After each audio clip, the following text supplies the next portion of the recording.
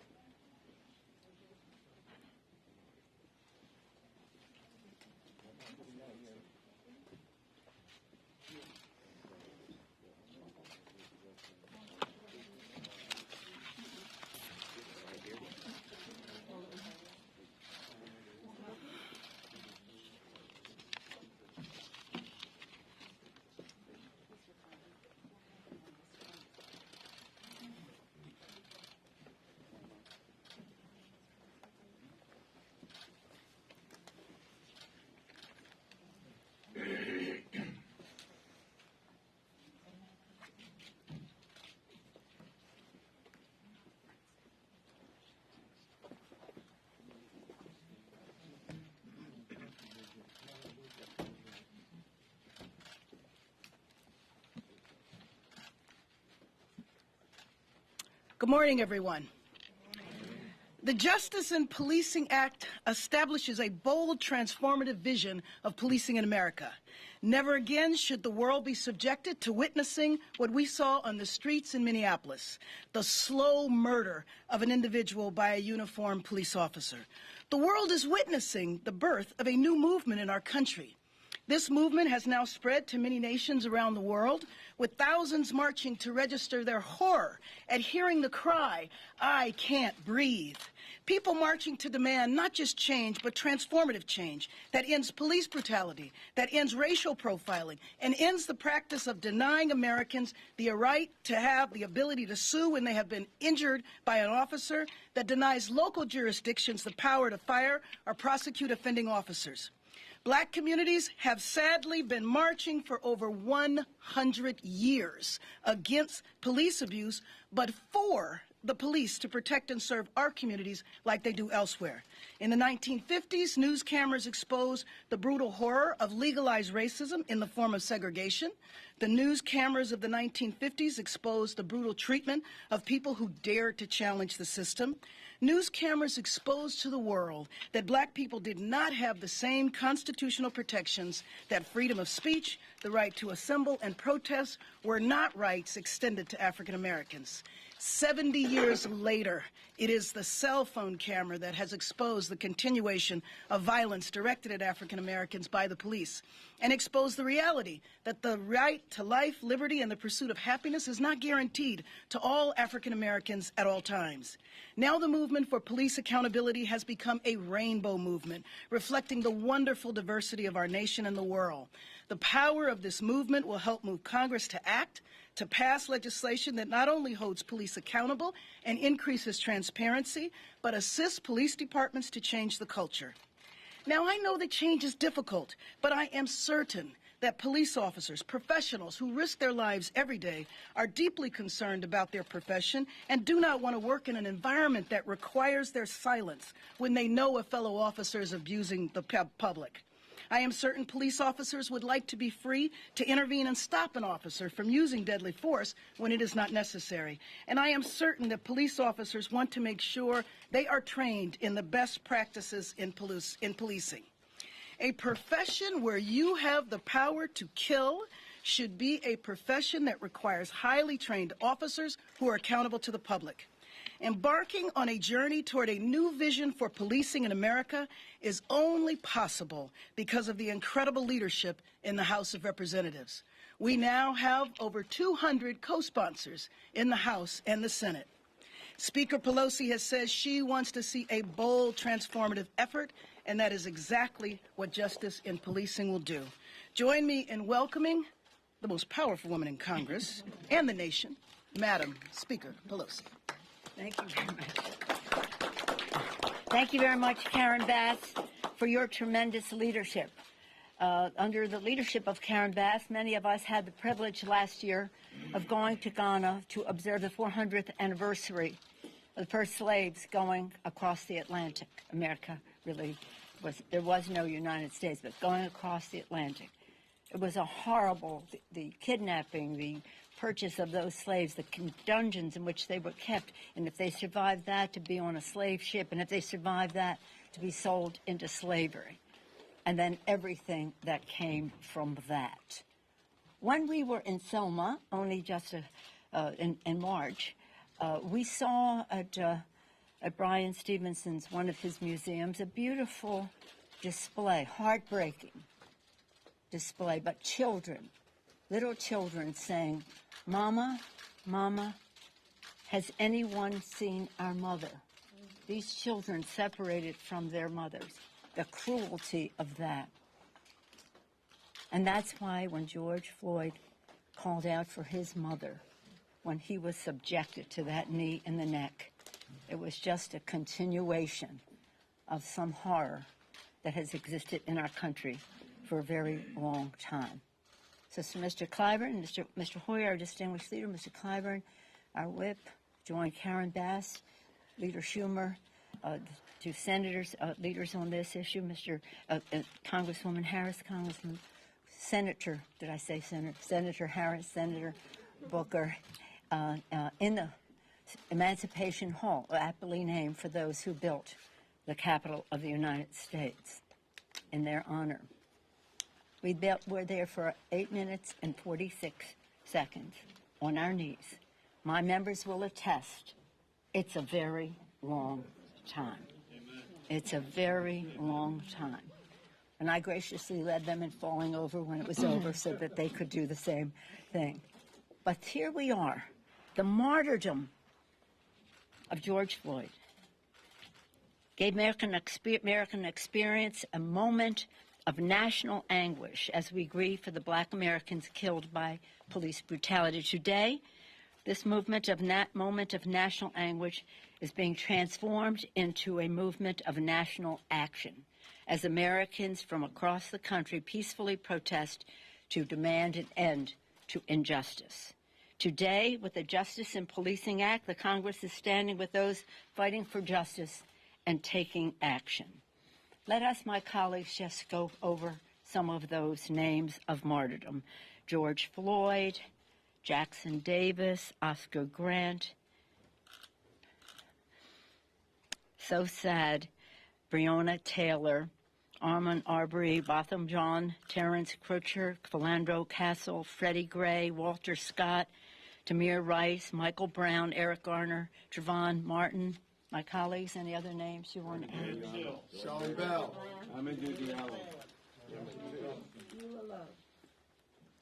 Thank you.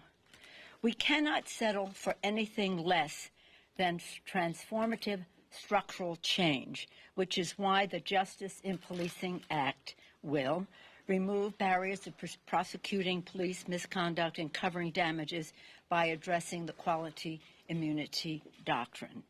It will demilitarize the police by limiting the transfer of military weaponry to state and local police departments. It will combat police brutality by requiring body and dashboard cameras, banning chokeholds, no-knock warrants in drug cases, and end racial profiling. Will finally make lynching, Mr. Hoyer, a federal hate crime. And I salute Chairwoman Bass and Representative Bobby Smith and our two distinguished Senators Harrison Booker and others for their work in helping to pass H.R. 35 this year. Police brutality is heartbreaking reflection of an entrenched system of racial injustice in America. True justice can only be achieved with full, comprehensive action. That's what we are doing today. This is a first step. There is more to come. In the coming weeks, the House will hold hearings, mark up the bill. Once the House passes it, the Justice and Policing Act, Leader McConnell will he must swiftly take it up. Leader in the Congress, the President must not stand in the way of justice. The Congress and the country will not relent until this legislation is made into law. My colleague, Mr. Clyburn, is always getting awards for liberty and justice for all. That's what this is about. That's what our distinguished leader, Mr. Schumer, talked about in Emancipation Hall. I'm pleased to yield to the distinguished leader of the United States Senate, Democratic leader, Mr. Schumer. Mr. Schumer.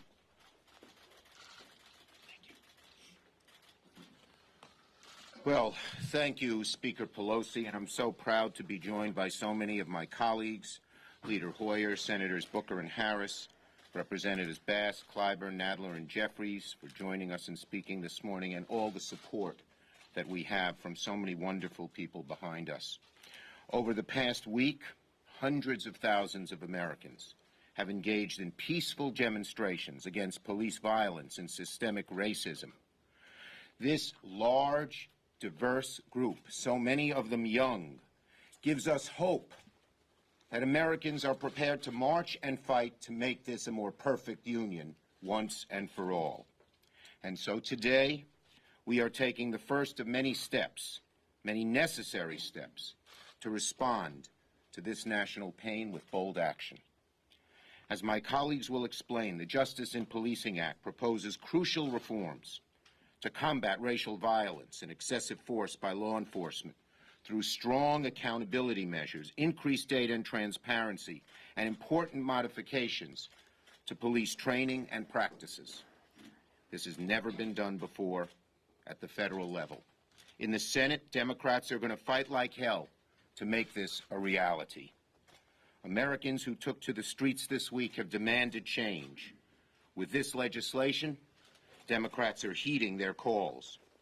Now we must collectively, all Americans, raise our voices and call on Leader McConnell to put this reform bill on the floor of the Senate before July to be debated and voted on.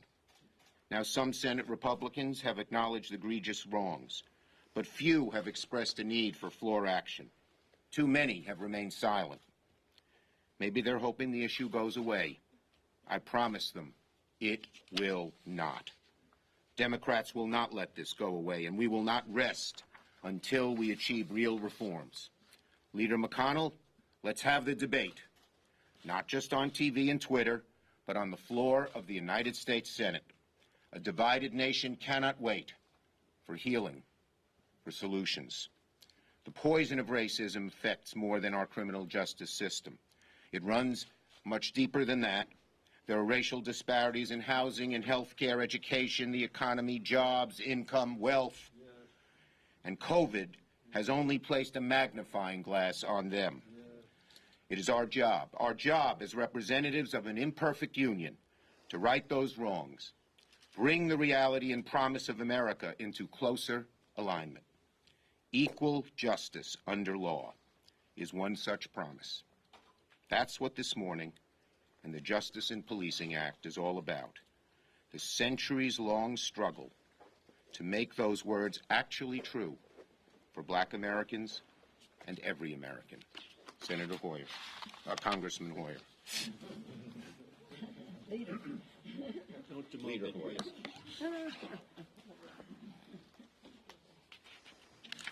These are serious times. I have walked across the Edmund Pettus Bridge 15 times, hand in hand with my brother John Lewis.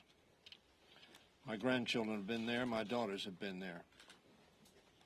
In Selma in 2015, President Obama asked us this: what greater form of patriotism is there than the belief that America is not yet finished, that we are strong enough to be self-critical, that each successive generation can look upon our imperfections and decide that is in our power to remake this nation to more closely align with our highest ideals. That is what the Boston Tea Party was about, a demonstration. Some Britons would say a violation of law to redress rights. We remain a nation of imperfections, calling out to us to be addressed with the seriousness and determination to make good on the promise that all are created equal, all entitled to life, liberty, and the pursuit of happiness, and the right to breathe, the right to have their lives matter. We've heard our people cry out, "I can't breathe." We've heard our people speak out, "Black lives matter." Black lives matter. The protests we've seen in recent days are an expression of rage born of despair. Today, Democrats in the House and Senate are saying, "We see you. We hear you. We are acting." Thank you, Karen Bass. Thank you, Congressional Black Caucus. Thank you, Leader Pelosi and Leader Schumer. The killing must stop. The carnage must end. That begins with transparency and accountability. Among other provisions, this bill will increase transparency and accountability of law enforcement nationwide by, one, requiring state and local law enforcement agencies to collect and report data. Secondly, incentivizing the creation of independent investigation structures for police involved in deaths, and creating best practice recommendations based on the Obama administration's 21st Century Policing Task Force. This legislation makes it clear that police departments are serving and are answerable to all the residents in their communities, including African Americans. I want to thank my colleagues who have been leading this effort in the House: Chairwoman Bass, Chairman Nadler, Chairman Jeffries, and Whip Clyburn, and Senator Harris.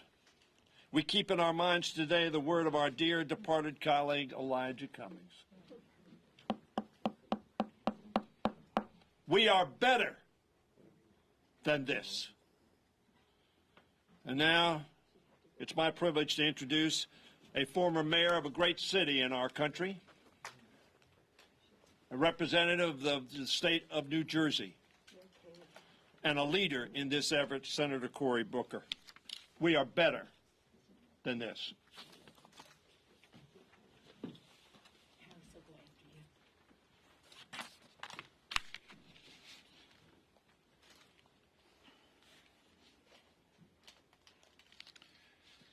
We in America are one precious same nation, but we have a wildly different set of experiences with the police, where Black Americans live in fear of police interactions, disproportionately having our common ideals of fairness trampled, where Black Americans disproportionately have our rights violated, where Black Americans disproportionately and unjustifiably have experience violence at the hands of the police, and where Black Americans, unarmed, are killed by police at grievous and wretched rates. In this moment in America, knowledge of this and acknowledgement of this is necessary, but it is not enough. Empathy and sympathy and words of caring for those who have died and suffered are necessary, but it's not enough. Having a nation that in all 50 states, millions of Americans of all ages, religious and racial backgrounds are standing up in nonviolent protest has made this moment possible. But it's not enough. We must change laws and systems of accountability. We must pass legislation that makes our common values and our common ideals real in the law of our land. This bill focuses on accountability and transparency in police, specifically the federal statute that governs police misconduct, Section 242. It changes the difficult statutory standard of willfulness, makes holding police accountable too difficult, and it changes that standard from being willful to being reckless disregard.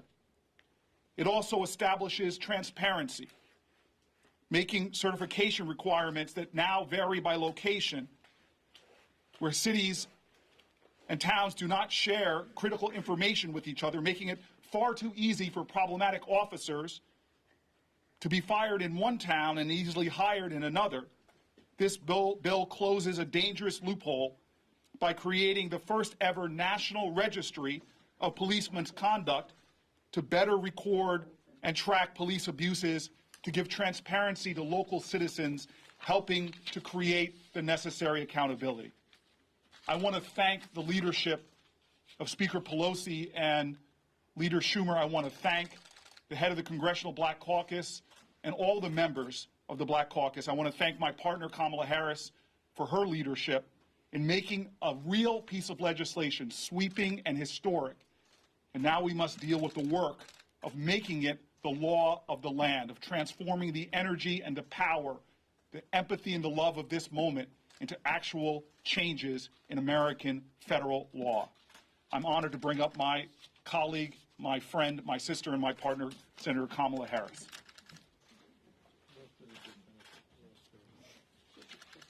Thank you, Brother Corey. Thank you to Speaker Pelosi, Leader Schumer, Leader Hoyer, Whip Clyburn, CBC Chair Karen Bass, my brother Cory Booker, Chairman Nadler, and Chairman Jeffries, and everyone for the work that so many of you have been doing for decades. Shouting and passing or writing legislation and requiring that America take seriously this issue of policing and take seriously the issue that when the people are marching in the streets, it is because they are fully aware of the history of this issue in America, and they've had enough. So I thank all the leaders here for what you do. And we're here because Black Americans want to stop being killed. Just last week, we couldn't even pass an anti-lynching bill in the United States Senate. So when we look at where we are now with this piece of legislation, we have to understand, yes, as a country, we've seen great progress, but just last week in the year of our Lord 2020, we could not get an anti-lynching bill passed in the United States Senate. But we are here today with common sense solutions to hold, at least at the federal level, to hold police accountable. But we know this is an issue that is not just at the federal level, it is at the state and local level as well. But we are here today to say in our position as leaders in our federal government that reform and change must happen, and it must happen now. And let's be clear, reforming policing is in the best interest of all Americans. It is literally in the best interest of all Americans, because this is a basic matter of fairness and, as so many have said, justice. But to be clear also, there is a broader issue that is not being addressed in this bill, and that is what we must do as a nation to truly achieve safe and healthy communities. Part of what has been upside down in policing policy in America is that we have confused having safe communities with hiring more cops on the street, as though that is the way to achieve safe communities, when in fact, the real way to achieve safe and healthy communities is to invest in those communities, in affordable housing, in the ability for home ownership, jobs, funding our public schools, giving people access to capital so they can grow those small businesses that are part of the leadership and the health of these communities. So ours is a bill that addresses a very specific matter under a larger umbrella of all that must be addressed when we talk about the need for safety and safe and health communities in America. This specifically is a bill about accountability and consequence for bad behaviors by those who have been invested by society and the people with the ability to wear a badge and carry a gun. And let's be clear, many in America right now already live in places with minimal police presence. Go to any middle and upper class suburb, and you will not see the kind of presence of police that you see in other neighborhoods. But you will also see in those communities that those families have jobs that allow them to pay the bills and keep a roof over their head. You will also see in those communities thriving schools. You will also see in those communities access to affordable health care, or families that can afford access to health care. So what we are doing today is saying that we need to have consequence and accountability in America for policing, but we also know that this is not the way that we are going to achieve healthy and safe communities. It is but a part of a much bigger issue that we still must address. So in closing, I'll just mention a few of the other points that are in the bill that are very important. And I say this as a former prosecutor. We need a national use of force standard.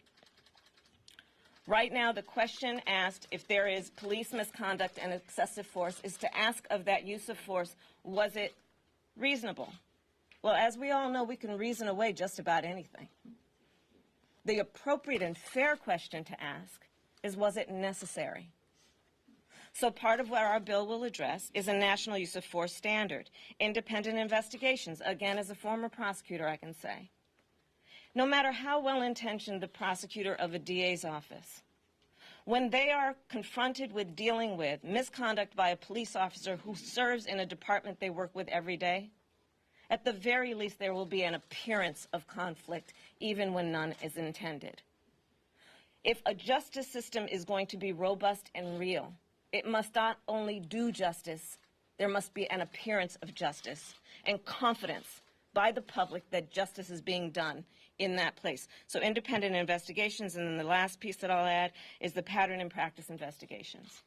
Under President Obama, under General Holder, these were robust, where when there was a finding or an accusation that there was a pattern and practice within a law enforcement agency, the federal government would do investigations. Well, those under this current administration have practically been shut down. They need to be reinstated, but also what we are saying is to give it teeth. In addition to what has been done in the past, we will grow on that progress by giving the Civil Rights Division of the Department of Justice subpoena power. So when police departments do not comply with requests, they will be required to by responding to a subpoena. And so my final point is, again, that it is time for this, and I am so heartened by all of the colleagues we have in the United States Senate, like Leader Schumer, who have banded together in support of this, and there's more work to be done, but I applaud all of the leaders on the stage. Thank you. And I will now introduce Karen. You go. Okay. I'd like to bring up the Majority Whip, Mr. Jim Clyburn. Thank you, Madam Chair. To Speaker Pelosi, Leader Schumer, Leader Hoyer, Chair-Leader Bass, and all the other members who are here today. With liberty and justice for all. When I was a kid growing up in the little town of Sumter, South Carolina, we said the pledge every morning, and it ends with that phrase, with liberty and justice for all. A vision that we all knew in that little town was simply a vision. And when we were trying to put together our response, what was then CARES package, I said on the telephone call that this gives us a tremendous opportunity to restructure things in that vision. I was mocked for that. I was attacked for wanting liberty and justice for all by various media. I don't back away from that. We're here today in search of that vision, liberty and justice for all. Now, you've heard what's going to be in this legislation. I want to say two things. First, to those who are responsible for writing it. And secondly, to those who are responsible for writing about it. Let me say this. With few exceptions, white people came to this country willingly in search of a new world full of liberty and justice for all. With few exceptions, black people came to this country against their will, chained, shackled, and came to these shores enslaved and stayed that way for 244 years. Think about how long that is. How many generations that is. It was a long time, 8 minutes and 46 seconds. That was a long time to be on one knee. But for 244 years, there were plenty of knees on the necks of blacks who came to this country. And so as we write this legislation, and as you write about this legislation, please keep those two divergent sets of experiences in mind. We are still in search of a more perfect union. We will always be in search of a more perfect union. We must not allow any force in whatever office one may hold to turn the clock back on that pursuit. And with that, I'm pleased to introduce and present the Chair of Judiciary, Jerry Nadler, my classmate.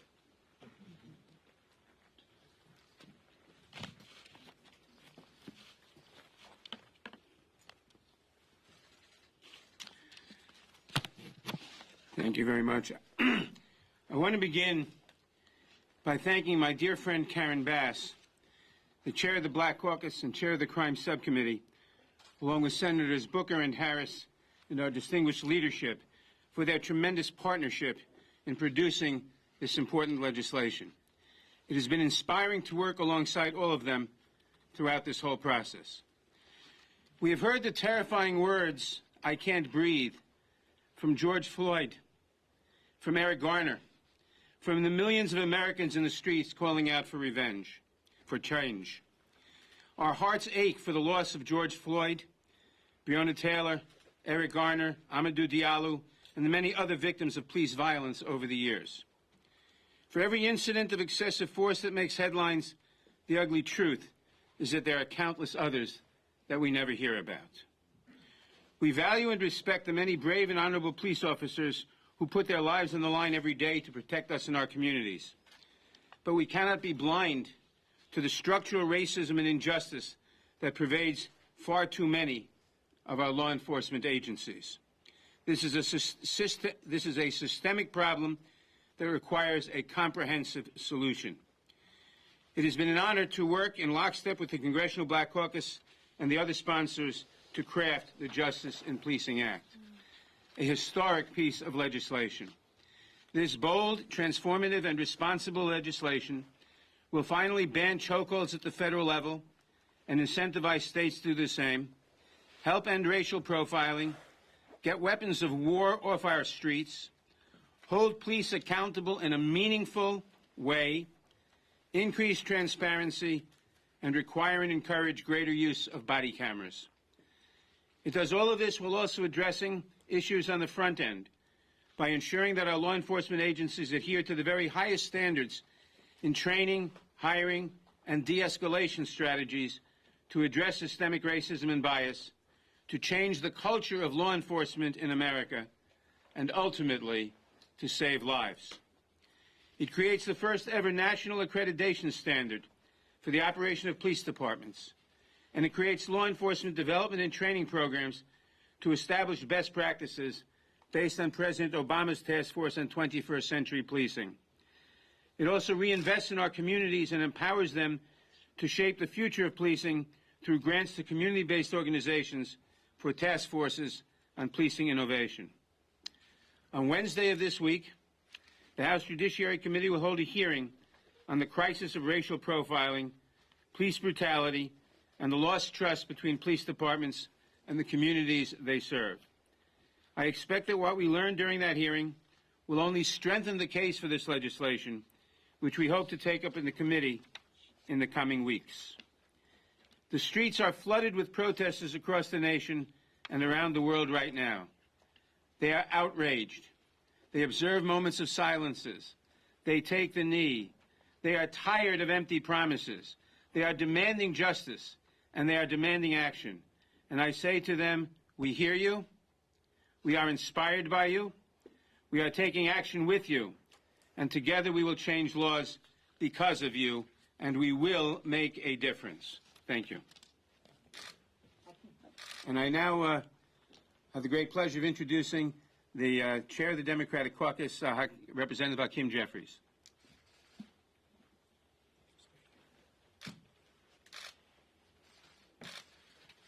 Thank you, Jerry. To Chairwoman Bass, Speaker Pelosi, Leader Schumer, all of my colleagues in government, I'm appreciative of your leadership and of what this moment represents. Racism is a cancer that poisons our society. And today we take a step toward addressing it by trying to eradicate the malignant tumor of police brutality, far too often disproportionately directed at unarmed, innocent, law-abiding African-American men and women. The chokehold and other police tactics, such as a knee to the neck, which cut off breathing and result in asphyxiation, is a procedure that is unnecessary, unacceptable, uncivilized, unconscionable, and un-American.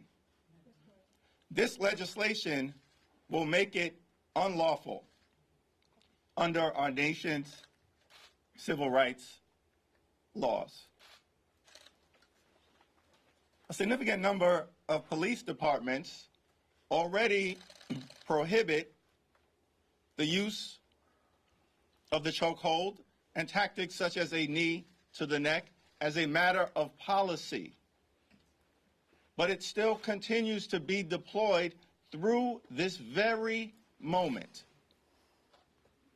And that's why we need to address it, prohibit it, outlaw it, criminalize it as a matter of law.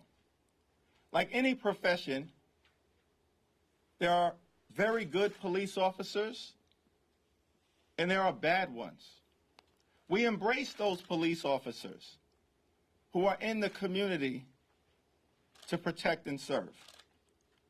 But violent police officers, brutal police officers, abusive police officers must be held accountable. The Justice in Policing Act will reform the doctrine of qualified immunity in order to make sure that victims of police brutality can vindicate their full rights under Section 1983 and our nation's civil rights laws. Unless there's accountability, there will never be change. Unless there's change, brutality will continue. And then we'll be trapped in a vicious cycle of anguish and despair. Lastly, African Americans have been in this country since before there was a country. We arrived on these shores in 1619 in shackles. And as a result of our blood, our sweat, our tears, our intellect, our ingenuity, our hard work, we helped to build this great country. And all we've ever wanted is to be treated equally. Not better, not worse, equally.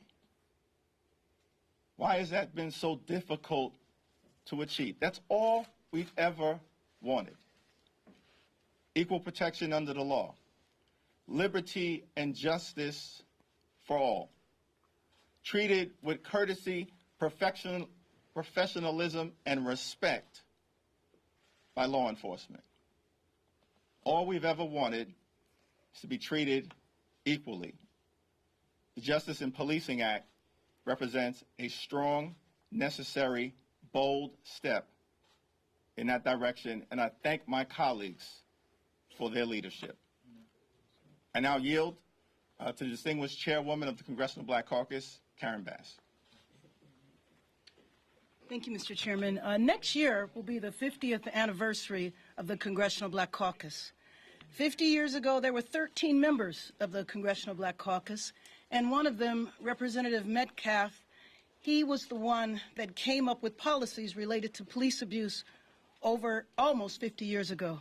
So it is in their history, their legacy, that we stand today and to continue on. And I just want to thank all of my colleagues that are here today, because we're not in session today, and you came in specifically for this. And I just want to thank you for being here and for standing in solidarity with this legislation. Let me say also that one of the beauties of this bill is that many members of the Congressional Black Caucus have legislation, individual bills that are a part of the larger bill because they've been working on it for so long. I just want to briefly mention their names and open up for questions. Representative Sheila Jackson Lee, Hank Johnson, Representative Clay, Bonnie Watson Coleman, John Lewis, Representative Butterfield, and Presley. And with that, I'd like to open it up for questions. Yes. Thank you, Chairwoman Bass. Because there are so many of you here today who believe in this legislation, I was wondering if you could, maybe with a show of hands, demonstrate how many of you are confident that this legislation can actually cross the finish line, that it can actually become law in this current political environment. You want us to raise our hands? Sure. There you go. Confidence in President Trump? That's part of it. Can I just say that one of the things that gives us confidence is the fact that there are thousands of people around this country marching. There is a movement that has caught fire, that is multiracial, and that has also spread around the world. And we need to think about how the United States appears around the world when we go out and promote human rights. The world is looking at us. That's going to help us over the finish line. Yes. Chairwoman, to follow up on that, the president tweeted, "Law and order, not defund and abolish the police. The radical left Democrats have gone crazy." I'm not asking you to respond to the president's tweet. Really?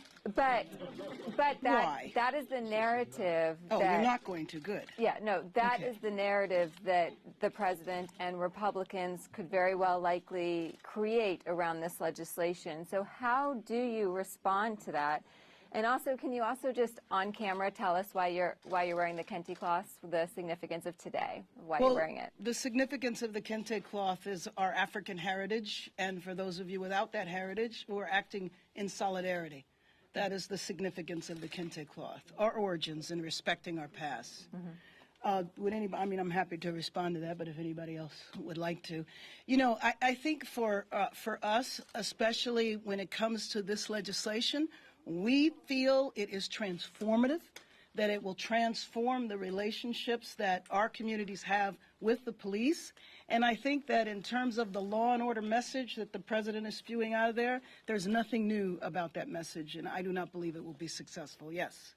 Yes, Senator Cotton called for an overwhelming show of force, suggested maybe the 101st Airborne, 82nd Airborne should be brought in. He also told Politico that he doesn't believe he can say that there is systemic racism in the criminal justice system. I wonder if you could respond to those two ideas. Yeah, I can. You want? Would somebody like to respond? Mr. Whipclay. Many of you have heard me go to Tocqueville's description of what makes this country great. And he wrote in his 2-volume book, Democracy in America, that America is not great because it's more enlightened than any other nation, but rather because it has always been able to repair its faults. That's what makes this country great. And most right-thinking Americans know that the greatness of this country is at stake. We have unveiled, for whatever reason, some faults that need to be repaired. Faults in our healthcare system.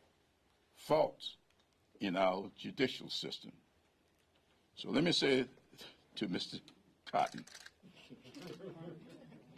pick up in the history book of America.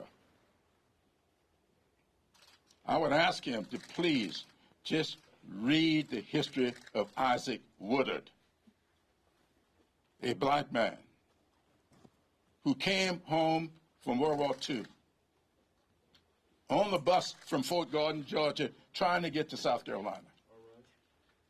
And he was stopped, taken off a bus in Batesburg, South Carolina, by a deputy sheriff. He was in his uniform. And that deputy sheriff took his billy stick and punched his eyes out. Is that institutional in law enforcement? And that has been the foundation upon which law enforcement in many parts of this country have been established. Cotton is from Arkansas. He ought to be ashamed of himself. Let me also add, I represent the heartland of America. Missouri is just north. Oh, I'm Lacey Clay from St. Louis, Missouri. Missouri is just north of Arkansas, and I would suggest to any local, state, or federal official, sometimes we have to follow the will and wishes of the American people. Now, I've seen millions in my state and around the country, in small towns in Missouri and throughout this nation, who know there is an injustice throughout this nation, that we have been treated unequally. So I suggest Senator Cotton and others follow the lead of the people, the American people, and get on board with this effort.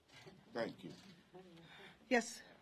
I think, both Republicans in both the House and Senate said that a compromise can be reached, but, in order to do this, House lawmakers need to be called back to the House. Speaker Pelosi, would you like to address that?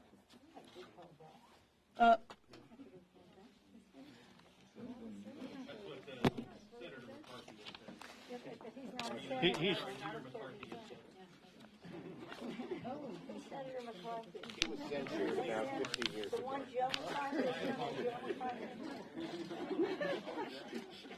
I've heard Leader McCarthy's comments. We are working. We're here on behalf of the American people, not just African Americans, but the American people. Committees are working today. And I've said I'm going to call the House back as soon as this legislation is ready to hit the floor. And we're going to vote on it. And I'm confident it's going to pass the House. But sadly, I'm not confident that a body that has not been able to pass the Emmett Till lynching bill will pass this bill. I hope so. And I hope the President doesn't adopt your premise. I hope he adopts a premise of justice for all. And if he does, America will be better. Yes. Councilman, the Minneapolis City Council has done a sort of defund the police. Is that something that your caucus supports? Is it something that can happen in a federal way, or is that just... Well, I can't imagine that happening in a federal way, but let me just tell you that part of that cry is a desire for there to be significant higher investment in communities. Looking at why police are needed, what happens, what are the root causes of the problems in communities. And a lot of people feel when it comes to the defense budget, maybe that money could be used in different ways, and I think that that's a similar issue. But the part about having a comprehensive investment in communities, on behalf of the Black Caucus, let me just say that obviously we're focusing on this bill right now, but we do have other legislation coming along the lines in the form of jobs and justice, which gets at a lot of issues in the community. Yes. Do you support the defund the police movement that we're seeing on the ground? I think the Congresswoman answered your question very clearly. But the fact is that we do have a great deal of legislation coming down the pike that addresses some of the concerns of our communities across the country. One of them that I wish the Senate would pass right away is the HEROES Act. And in the HEROES Act, we support community, state and local governments. We support the disparity in the coronavirus, how it attacks communities of color. And we would hope that the Senate would not ignore that and would pass the legislation. And we would hope that we'd put more money into the pockets of people who really need that now.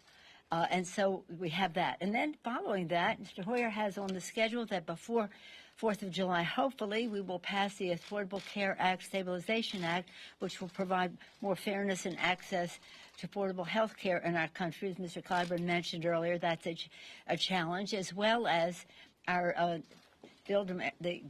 infrastructure legislation that will build America in a green way, providing jobs. That's what we said when we ran in 2012. We were going to, for the people, lower the cost of health care by lowering the cost of prescription drugs and keeping the pre-existing condition benefit. We were going to lower health care costs, bigger paychecks by building infrastructure in a green way, and third, cleaner government.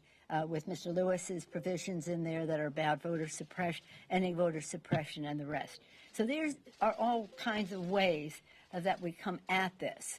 The fact that the distinguished chairwoman mentioned, this isn't, and as she has said and others have said, we want to work with our police departments. There are many who take pride in their work. And we want to be able to make sure that the focus is on them. But there are many things we call upon our police departments to deal with: mental health issues, policing in schools, and the rest, that we could rebalance some of our funding to address some of those issues more directly. But this isn't about that, and that should not be the story that leaves here. The story that leaves here is, as Mr. Clyburn said, liberty and justice for all. Mr. Schumer has mentioned that as well here and in the Emancipation Hall. Mr. Hoyer mentioned, quoting our distinguished former president, Mr. Obama, as to what modesty or humility or patriotism says we know we have to do better in certain respects. So let's focus on what Lincoln said: public sentiment is everything. With it, you can accomplish almost anything. Without it, practically nothing. The public sentiment could not be clearer. We need to make some transformative change, not incremental, transformative change. And as we do so, we will change policy as we do in this legislation. We will use all the tools at our disposal to make sure that we are moving toward a more perfect union with liberty and justice for all, and have those debates at the local level, that is a local decision, a local level. But to do so, that doesn't say we're going to pile more money on to further militarize the police. No, we're going to address mental health issues, education issues in our communities as well. And I don't want anyone to get the impression that but for some of the stuff we are doing now, many of these people would be not productive members of society. They will. We just want to make it easier for them in the communities to be able to be treated equally, as Mr. Jeffries mentioned. And I thank, where did he go? Our chairman of the Judiciary Committee spent his life on these issues about fairness. Thank you, Mr. Nadler, for that. So everyone here knows what they're talking about and what they're doing. And the safety of the American people is an oath that we take to protect and defend. That's our responsibility. We know that their safety is important, and to do so in a constitutional way and not in some slogan-eared tweeting way that the president may put forth. So we feel very confident about the path that we're on, not only with this legislation, but what will come next. And we'll do so listening. As Steny said, we hear you, we see you, and your views are important to us as we go forward. It's a pretty exciting time. This is a transformational piece of legislation. This is an important day. The martyrdom of George Floyd, and by Tuesday, by tomorrow, may he rest in peace, has made a change in the world. So let's not get into these questions that may be from the small minds of some, but as far as safety is concerned, but look at it writ large. With that, I yield back to the distinguished chair. Two things very quickly. One, the bill does not provide any new money for policing. And two, there is a provision in the bill for grants to communities to have projects that begin to re-envision what policing might be about in a particular neighborhood. And let me also say, as the speaker said, public sentiment.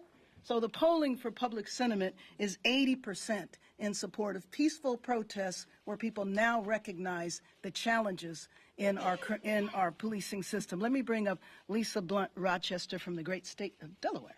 Thank you. Thank you, Madam Speaker, and to all of the leadership here. John Lewis is not here, but he is our colleague, and he has been the conscience of the Congress.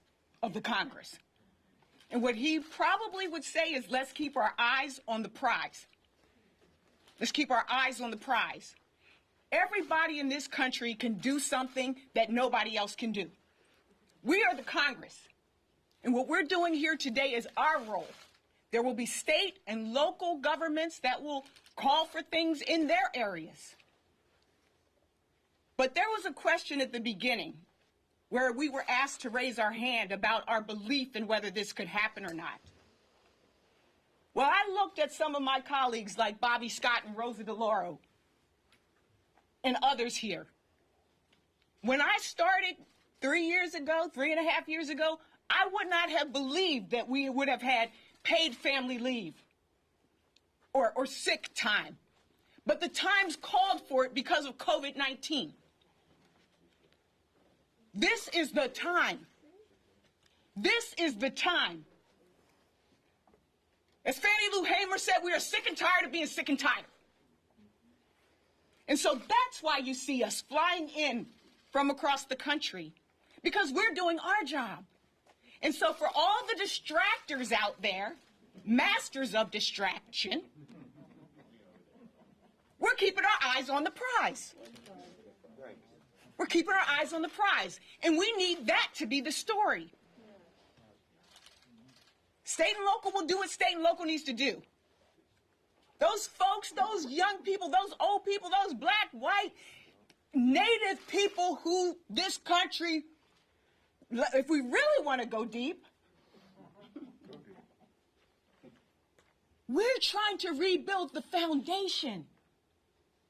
That's all. So keep our eyes on the prize. Well, with that, I think that's a great close. And let me just end by saying that as we address the question of police abuse, we understand that it impacts many different communities, not just the African American community, the Latino community, the Asian community, the Native American community, and we are united in getting justice in policing passed. Thank you very much.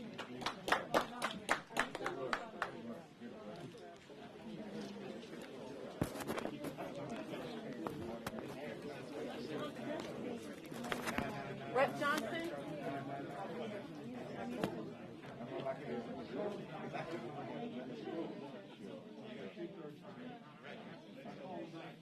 Thank you very much.